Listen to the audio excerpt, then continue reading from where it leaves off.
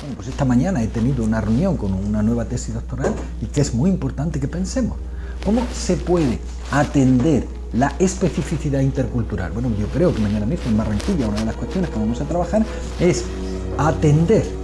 la diferenciación y la situación de estas personas para compensar, desde mi punto de vista, con una mayor generosidad, una mayor cercanía, pero devolviéndole a cada ser humano la identidad con su proyecto de vida,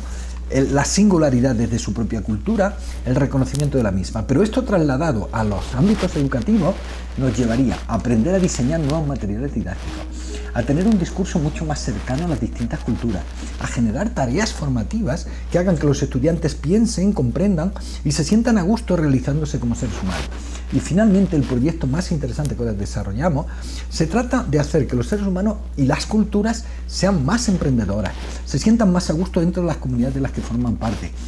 se sientan colaboradores de los proyectos de desarrollo sostenible y se sientan parte muy activa de esa necesaria crisis de la que todos tenemos que colaborar para salir. Y este es un punto clave para que todos los seres humanos sean tratados como tales en su reconocimiento de derechos y también no olvidemos los deberes y en esa síntesis en ese sentido y en ese orden, Antonio, con su gran claridad, ¿cómo se configuraría la educación intercultural en esas claves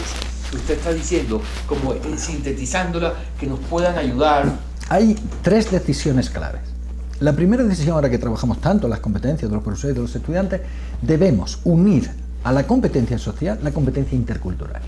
De tal manera que lo que necesitamos es que los seres humanos y los niños y las niñas que están participando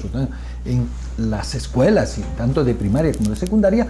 pudieran darse cuenta de que los grandes valores de su cultura deben formar parte del plan de estudio, del programa formativo de esa comunidad. En segundo lugar, el profesorado debería ser mucho más sensible en su discurso y también en la incorporación de textos, de símbolos, pero sobre todo de narrativas, del arte, de la cultura, de la música, que diferencia a cada cultura, pero que ahora la aportamos para generar ese modelo de carácter educativo e interactivo en el que todos somos imprescindibles. Y el tercer componente, profesor, es, desde mi punto de vista, el verdaderamente diferenciador. Ojalá pudiéramos diseñar medios en la red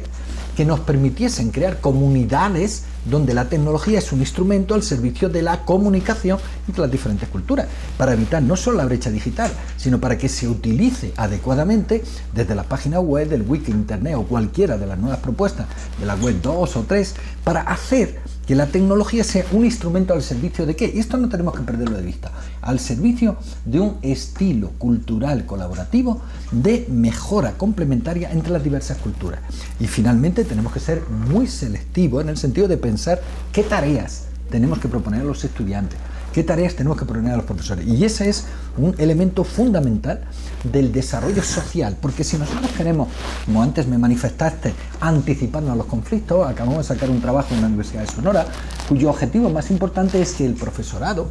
aprenda a crear climas sociales, empáticos, colaborativos y de acercamiento y diálogo intercultural, mediante los cuales no seamos desbordados por los conflictos, nos anticipemos a ellos. Usted se me anticipa, como siempre, a una de las preguntas fundamentales, y es que en esa línea de convivencia creativa y formativa como problema de la resolución de conflictos, ¿cuál es la mirada desde la escuela intercultural? En una mirada propositiva, diferente a la mirada psicologista del conflicto como situación de valores, en que puede aportarnos frente a toda esa otra gran investigación que ustedes acaban de aportar y están divulgando en Sonora, México. De verdad estoy muy contento con esta pregunta, porque no es que haya dedicado mi vida, es que esta noche espero también seguir escribiendo sobre cómo hay que innovar en las escuelas. Y yo creo que uno de los elementos más importantes de innovación de las escuelas sigue siendo el discurso del docente, es decir, cómo yo me comunico en el código verbal, no verbal y paraverbal con mis estudiantes. Pero hay algo mucho más importante. Como consecuencia de nuestro trabajo, aquí nosotros vivimos una esfera de acercamiento, de empatía, de satisfacción, que se puede ver en esta entrevista. ¿Cómo tenemos que trabajar en nuestras escuelas, en nuestras comunidades, para que los seres humanos se sientan que es mucho más importante un esfuerzo de empatía, de acercamiento, de búsqueda, de diálogo y de encuentro en lo que nos une? Y a la vez en darnos cuenta que la educación probablemente sea la actividad más valorada que los seres humanos podemos compartir, para que los demás no solamente aprendan, sino que disfruten aprendiendo. Y la investigación esta que hemos publicado se basa, y vamos a seguir ahora en otra perspectiva, en un estudio en profundidad que hicimos en 3 institutos de la situación más conflictiva, diríamos, en cierto modo, porque la minoría son los españoles en esos escenarios del entorno madrileño, y hemos descubierto que en la medida en que los estudiantes van madurando, es decir, los mayores conflictos los hemos encontrado en la dificultad de niños y niñas de 12, 13 años, después les voy a hablar de la última investigación que ahora estamos haciendo, en la cual hemos descubierto que si los estudiantes tienen la empatía del profesorado y de sus familias, y también las familias se dan cuenta de que las escenas y los procesos de vida son de verdadero acercamiento, y que lo interesante ahora es el descubrimiento de emociones fecundas, de sentimientos positivos, de encantamiento y de goce, para que se unan de otra manera las personas, entonces los propios estudiantes se darán cuenta que la gran riqueza de los niños y niñas de otras culturas debe ser reconocida como tal. Entonces, el encuentro que hemos logrado con sobre todo niños de 14, 15 años, donde hay una mayor madurez, es porque reconocen que cada cultura tiene aspectos muy positivos. Y buscamos entonces el encuentro generando un clima social empático de carácter positivo y creando entre estudiantes, profesores y familia ese compromiso. Antonio, entonces nos anticipamos al conflicto. Correcto. En esta tarde de pasos por Bogotá, usted que sigue para el Caribe colombiano, nos acompaña el compañero y colega Hernando Velázquez,